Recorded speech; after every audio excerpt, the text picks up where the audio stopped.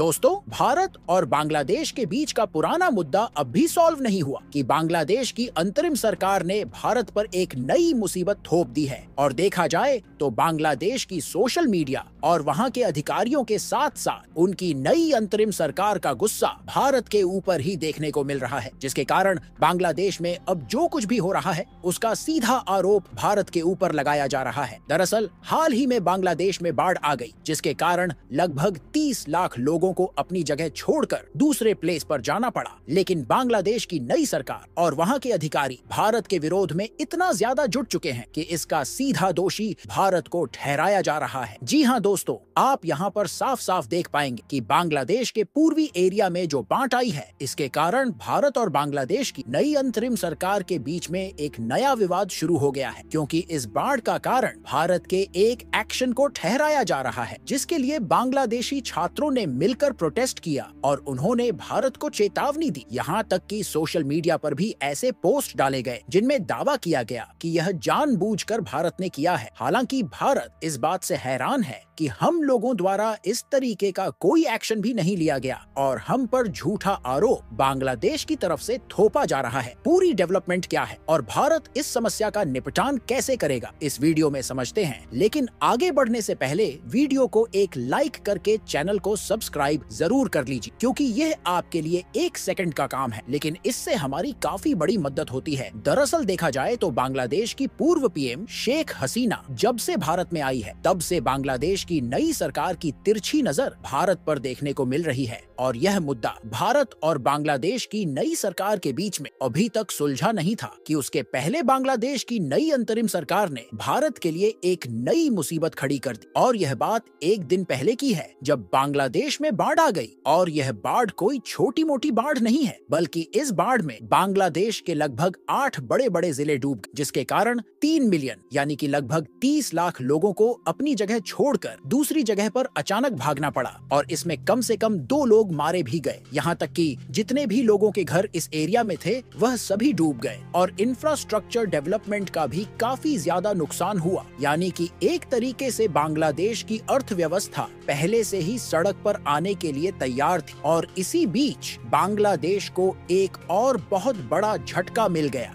हालांकि यहाँ तक तो बात ठीक थी, लेकिन बात तब बिगड़ती है जब इसका सीधा आरोप बांग्लादेश की सोशल मीडिया, वहाँ के स्टूडेंट और साथ ही नई सरकार की तरफ से भारत पर ठोक दिया जाता है। लेकिन भारत ने ऑफिशियल यह बात बताई है कि बांग्लादेश की तरफ से झूठा आरोप लगाया जा रहा है और हम लोगों की तरफ से कोई भी इस तरीके के डैम नहीं खोले गए हैं जिससे बांग्लादेश में बाढ़ आ गई है। लेकिन बांग्लादेश के ज्यादातर लोग और वहाँ की नई सरकार भारत के विरोध में इतना ज्यादा गिर गई है कि शायद भारत की यह बात भी उनको झूठी लग रही है। उनका मानना है कि भारत ने जानबूझकर बांग्लादेश को डुबाने की कोशिश की है। लेकिन अब यहाँ पर सवाल आता है कि बांग्लादेश की तरफ से भारत पर सीधा इल्जाम क्यों लगाया जा रहा है। तो इसके लिए सबसे पहले आप इस मैप पर नजर डालिए। यह है हमारा भारत देश और यहाँ पर भारत के बीच में मौजूद है बांग्लादेश और यहीं पर बांग्लादेश के पूर्वी साइड में भारत का त्रिपुरा राज्य मौजूद है। उसके बाद बांग्लादेश और त्रिपुरा के इस मैप पर नजर डालिए, जिसमें यह वाला एरिया बांग्लादेश का है जहां पर इस समय बाढ़ आई है। और त्रिपुरा राज्य का जो यह वाला पॉइंट दिख रहा है, यहीं से गोमती नदी बांग्लादेश के कई क्षेत्र से होकर बहती है। और पहले के समय में इसी नदी के कारण बांग्लादेश में उन इलाकों में बाढ़ आ जाता था जहां पर इस समय बांग्लादेश के कई जिले डूब गए हैं।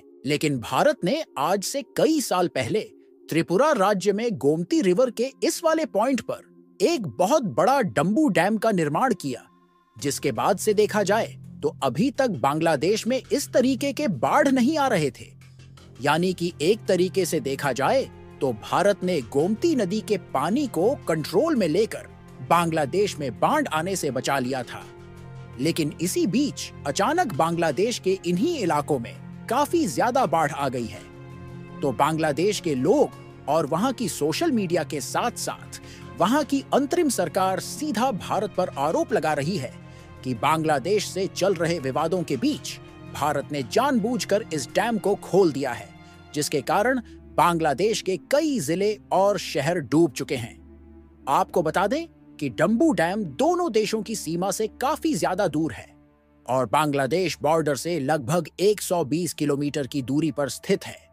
वैसे तो यह एक छोटा डैम है जो कि 30 मीटर ऊंचाई तक बनाया गया है। और आपको जानकर हैरानी होगी कि इस डंबू डैम में टरबाइन के माध्यम से त्रिपुरा राज्य में जो भी इलेक्ट्रिसिटी जनरेट होती है उसमें से 40 मेगावाट की बिजली अकेले बांग्लादेश को ही सप्लाई की जाती है, जिसके कारण भारत ने भले ही बांग्लादेश को यह बात बता दिया है, हमने इस तरीके के कोई भी डैम नहीं खोला है जिससे बांग्लादेश में बाढ़ आ जाए, फिर भी बांग्लादेश के अधिकारियों का इस बात पर शक है कि त्रिपुरा में भारी बारिश के कारण इस डैम पर हाइड्रो इलेक्ट्रिक प्रोजेक्ट से खुद की बिजली जरूरत को पूरा करने के लिए भारत ने इसका कोई बड़ा गेट खोल दिया है। हालांकि यहां पर बात साफ है कि बांग्लादेश की नई सरकार की तरफ से भारत पर झूठा आरोप लगाया जा रहा है। लेकिन यहां सोचने वाली बात यह है कि बांग्लादेश और भारत के बीच एक विवाद खत्म नहीं होता कि उनकी तरफ से दूसरा विवाद शुरू कर दिया जाता है, क्योंकि इसके अलावा एक और चौंकाने वाली खबर सामने आ रही है जिसने भारत को सोचने पर मजबूर कर दिया। दरअसल आप देख पाएंगे कि बांग्लादेशी बॉर्डर सिक्योरिटी फोर्स ने 5 भारतीयों को गिरफ्तार कर लिया है और उन पर सीधा स्मगलिंग का क्लेम ठोका जा रहा है। दरअसल मवेशियों को बचाने के लिए बीएसएफ की सहायता करते समय बांग्लादेश की फोर्स ने 5 भारतीय नागरिकों को हाल ही में गिरफ्तार कर लिया है और बांग्लादेश की तरफ से इन पर सीधा क्लेम ठोका जा रहा है कि यह 5 भारतीय नागरिक डिफेंस हथियारों की स्मगलिंग कर रहे थे। और भारत को हैरानी तब हुई जब बांग्लादेश से इन्हें रिलीज करके भारत देश भेजने की बात की गई, लेकिन जब भारत की तरफ से मांग की जा रही है तो इन पर सीधे तौर पर हथियारों की स्मगलिंग का आरोप लगाते हुए इन्हें रिलीज करने से इनकार किया जा रहा है।